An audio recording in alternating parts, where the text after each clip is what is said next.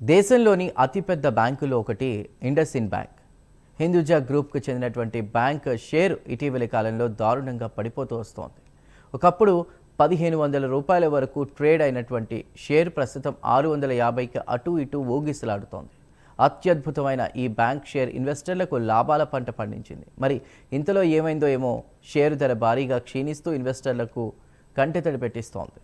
మరి bank share దారుణంగా పడిపోవడానికి గల కారణాలేంటో చూద్దాం.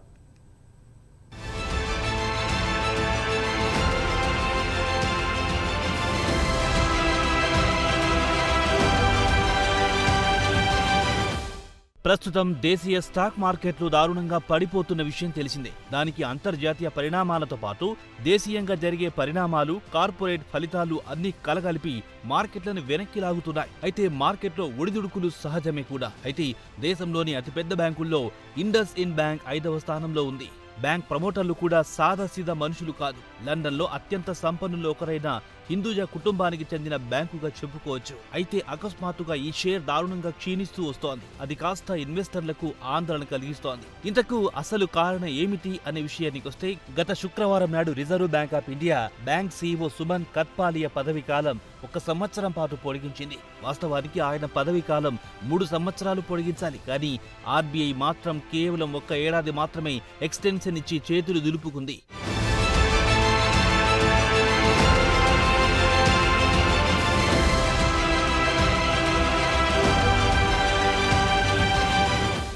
ఇది ఇండస్ఇండ్ బ్యాంకు కోలుకోలేని దెబ్బ. కాగా సోమవారం నాడు సీఈఓ అనలిస్టులతో కాల్లో మాట్లాడుతూ తన లీడర్షిప్ స్టైల్ పట్ల ఆర్బీఐ సంతృప్తి చెందినట్లు లేదని వ్యాఖ్యానించారు. బ్యాంక్ సీఈఓనే ఇలాంటి వ్యాఖ్యలు చేస్తే ఇన్వెస్టర్లలో సెంటిమెంట్ దెబ్బతినకుండా ఉంటుందా? అటు తర్వాత ఇండస్ఇండ్ బ్యాంక్ మరో బాంబు పేల్చింది. బ్యాంక్ ఖాతాలో సుమారు 1600 కోట్ల రూపాయల లావాదేవీ లెక్క తేలడం లేదని ప్రకటించింది. కాగా ఈ మొత్తం విషయానికి వస్తే బ్యాంక్ నెట్వర్క్ లో 2.35% తేలింది. కాగా ఈ మొత్తం బ్యాంక్ కరెన్సీ డెరివేటివ్ పోర్టుఫోలియోలో పెట్టింది. ఈ లావాదేవీలు 8 ఏళ్ల క్రితం జరిగిందంట. అప్పుడు బ్యాంక్ ఫారిన్ కరెన్సీ కొనుగోలు చేసి డిపాజిట్లు చేసేది. అది ఆర్బీఐ నిబంధనలకు వ్యతిరేకమని తేలింది. అయితే ఈ విషయం సెప్టెంబర్ 2023లో వెలుగు చూసింది. దీంతో ఆర్బీఐ ఓ సర్క్యులర్ జారీ చేసి బ్యాంకులు డెరివేటివ్ పోర్టుఫోలియోలుంటే వెంటనే రివ్యూ చేయాలని సూచించింది. అప్పటి నుంచి బ్యాంక్ షేర్ క్రమంగా క్షీణిస్తూ వచ్చింది. గత మంగళవారం నాడు షేర్ ధర 27% క్షీణించింది. ఒక్క రోజులోనే భారీ నష్టాన్ని చవిచూసింది.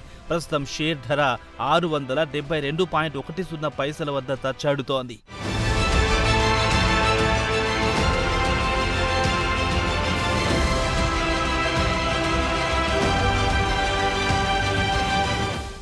షేర్ ధర భారీగా క్షీణించడంతో బ్యాంక్ యాజమాన్యం బయటి ఏజెన్సీని రప్పించి ఇంటర్నల్ కమిటీ చేసిన నిర్వాకం గురించి ఆరా తీయాలని కోరింది.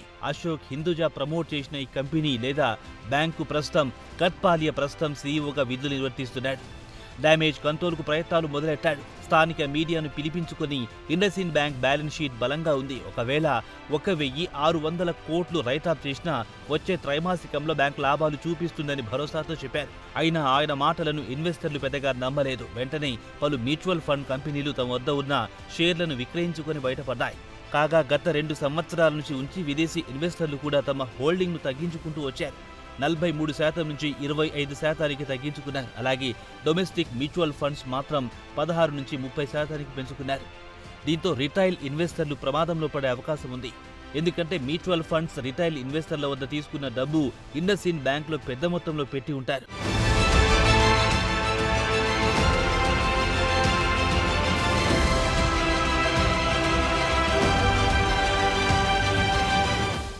ఇక స్టాక్ మార్కెట్ కానీ లేదా ఇతర ఏ పెద్ద వ్యాపారమైనా కానీ ప్రజలకు నమ్మకం ఉన్నంత వరకే అవి మనగలుగుతాయి. నమ్మకం పోయిందంటే అది ఎంత పెద్ద కంపెనీ అయినా దివాలా తీయాల్సిందే. అయితే ఇక్కడ ఇన్వెస్టర్ల మదిని తొలుస్తున్న అంశం ఏమిటంటే, తమ ఖాతా పుస్తకాల్లో సెప్టెంబర్ 2023లో సుమారు 1600 కోట్లు గోల్మాలైనట్టు కనుగొంటే అప్పుడే చెప్పకుండా గత ఏడాది బహిరంగపరచడం ఎందుకు?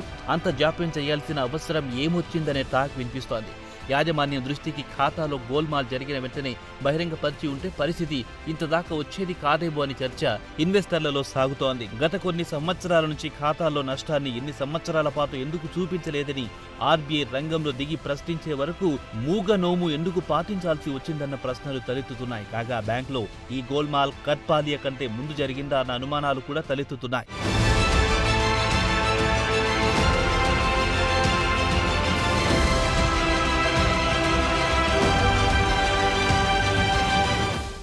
ఇక రిజర్వ్ బ్యాంక్ ఆఫ్ ఇండియా కూడా ఇండస్ ఇండ్ బ్యాంక్ సీఈఓ పనితీరుపై అసంతృప్తి వ్యక్తం చేసింది. ఇది కాస్త ఇన్వెస్టర్లను భయాందోళనకు గురి చేసింది.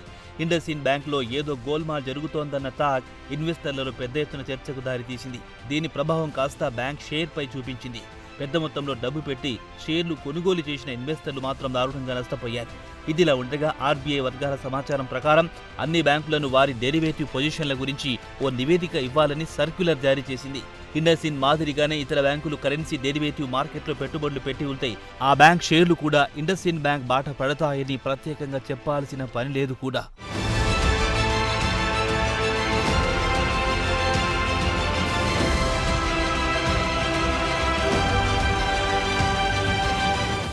తాజా పరిణామాల నేపథ్యంలో హిందూజా గ్రూప్ ఇండస్ ఇండ్ బ్యాంక్ ప్రమోటర్లు తమ వద్ద ఉన్న 80% షేర్లను తనఖా పెట్టి డబ్బు సేకరించాలని చూస్తున్నారు. అది కూడా ఒకవేళ షేర్ ధర 600 కంటే మరింత కిందికి దిగొస్తాయని ఎనలిస్టులు చెబుతున్నారు. ఇదిలా ఉండగా ఓ టెలివిజన్ ఇంటర్వ్యూలో అశోక్ హిందూజా మాట్లాడుతూ తన గ్రూప్ కావాలనుకుంటే అదనపు మూలధనం బ్యాంకుకు సర్దుబాటు చేస్తామని చెప్పారు. ఆర్బీఐ నుంచి గ్రీన్ సిగ్నల్ అందితే బ్యాంకులు తమ వాటా 15 నుంచి 26% పెంచుకుంటామని చెప్పారు. బ్యాంక్ షేర్ గత 6 నెలల నుంచి 50% నష్టపోయింది. గత మంగళవారం నాడు ఏకంగా 27% క్షీణించింది. మ్యూచువల్ ఫండ్స్ లో పెద్ద ఎత్తున షేర్లను విక్రయించడంతో షేర్ ధర దారుణంగా పడిపోయింది.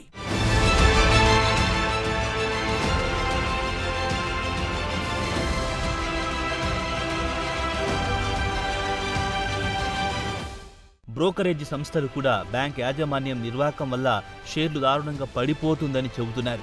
మోర్గాన్ స్టాన్లీ కూడా ఈ షేర్లో పెట్టుబడులు పెడితే రిస్క్ అని హెచ్చరించడంతో అలాగే కరెన్సీ డెరివేటివ్కు ఎందుకు పాల్పడ్డారని కొందరు ప్రశ్నిస్తున్నారు. డెరివేటివ్ జూదం లాంటిదని హెచ్చరిస్తున్నారు. కాగా కొటక్ మాత్రం ఈ షేర్ను డౌన్ గ్రేడ్ చేసింది. బ్యాంక్ షేర్ ప్రతిష్టకు మచ్చ తెచ్చుకుంది. షేర్ కోలుకోవాలంటే మరిన్ని కొన్ని త్రైమాసికాల పాటు వేచి చూడాల్సిందే అని స్పష్టం చేసింది. బ్యాంక్ యాజమాన్యం నిర్లక్ష్యం చివరకు ఇన్వెస్టర్లకు శాపంగా పరిణమించింది. అతిపెద్ద బ్యాంక్ ఇలా చెడ్డ పేరు తెచ్చుకోవడం హిందూజాలకు కూడా అవమానమే.